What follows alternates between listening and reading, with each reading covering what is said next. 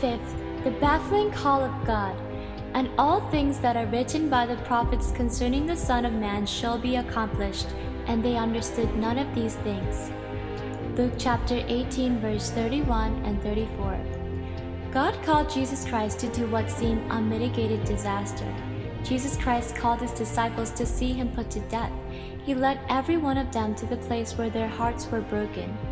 Jesus Christ's life was an absolute failure from every standpoint but God's.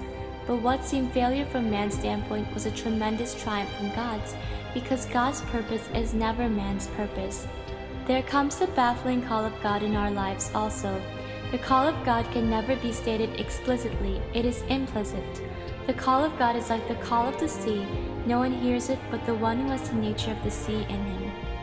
It cannot be stated definitely what the call of God is to, because his call is to be in comradeship with himself for his own purpose, and the test is to believe that God knows what he is after. The things that happen do not happen by chance.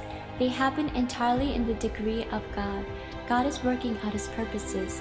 If we are in communion with God and recognize that he is taking us into his purposes, we shall no longer try to find out what his purposes are.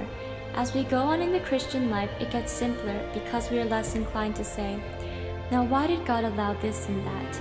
Behind the whole thing lies the compelling of God. There's a divinity that shapes our ends. A Christian is one who trusts the wits and the wisdom of God and not his own wits. If we have a purpose of our own, it destroys the simplicity and the leisureliness which ought to characterize the children of God.